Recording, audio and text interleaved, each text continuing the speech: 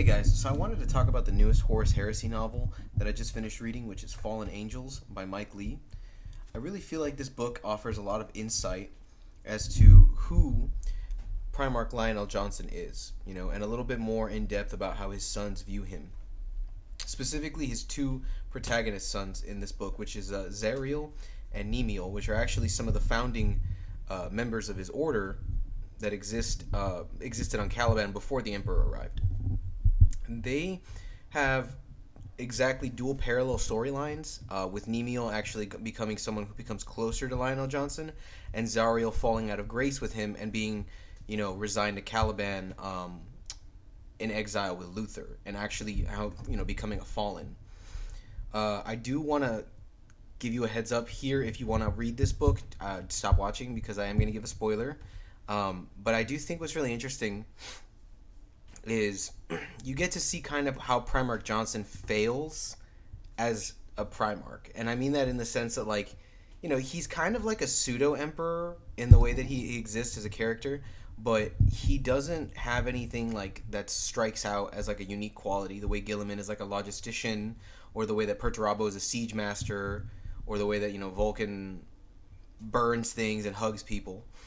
My thing, again, is just, in his case, you spend the entire book from his perception, seeing flaws for Lionel Johnson, seeing the flawed man that he is through the eyes of Nemiel, his son, seeing the way that even some of the adepts in the Admech that betray them look at him and they just see I'm choosing to pick the Horus as the go-to. He's gonna help us. But the issue that I see is that I think the crazy thing is Lionel Johnson spends a lot of the book thinking that he made the right call, that he knows what he's doing. And then at the end, the twist is that he just gives the guns that he went to go get away from Horus to Perturabo, when we all know Perturabo's a traitor. Now, of course, he can't tell that, but, I think Nemiel hints at that early in the book when he says, Lionel Johnson doesn't really have the ability to read people. He lacks humanity. He doesn't understand people. He spent so long living in the wilds in the beginning of Caliban, and then he spent even longer just hunting beasts and not really communicating with people.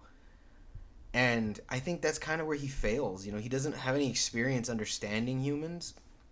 At one point in the book, he accuses a human general who ends up being the most loyalist guy, who stays with him.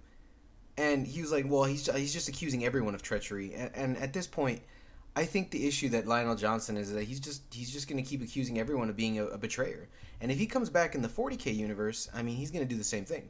He's going to accuse Guilliman of being a traitor. He's going to accuse the ecclesiarchy of betraying his father's dreams. And I don't foresee him being a great asset as opposed to him being more of a hindrance on what Guilliman was trying to do with the Indominus Crusade. Not to mention when he finds out that Luther's still alive and, and organizing the Fallen, he's going to personally see to trying to lead that crusade to hunt him down, which ultimately may result in him even killing loyalist allies to keep that secret, and that would end up being more of a problem than a solution. I just think this book, if you haven't read it yet, you gotta read it. There's a lot of great stories in it. The combat's pretty good. Mike Lee is a good author. It's a good book. It's just, I would say I have more favorite ones that are cooler. The really interesting stuff you get to see is a lot of how the Imperium takes over the world of Caliban. And honestly, I really like how they took the approach for chaos in this book. They make it they show you how treacherous it can be and how easy it is to be confused by if you're on the right side or the wrong side. In this book, the Terrans that are on that planet are actually sorcerers or psychers sent there to stop the spread of chaos. Well, lo and behold, chaos has been there in Caliban since the beginning. An original order that Johnson and his knights destroyed were chaos worshippers. They just didn't know it yet. They collected tomes and research on all the demonic creatures that are on Caliban, and for some reason, Lionel Johnson, being the secretive man he was, let one of the knights live and become the new Lord Cypher, who then turned Luther and most of the other, higher ups that stayed, from the inner circle, because he was there, part of the inner circle, privy to all the secrets of the Legion. And so, that's kind of where I get this thing where it's I think Lionel Johnson thinks that he's the smartest man in the room, but he ends up falling prey to people that play the long game.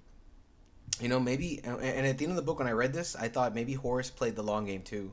Maybe he assumed he would lose, or he made a plan that, well, if I lose, I'll send Perturabo to go pick up the guns.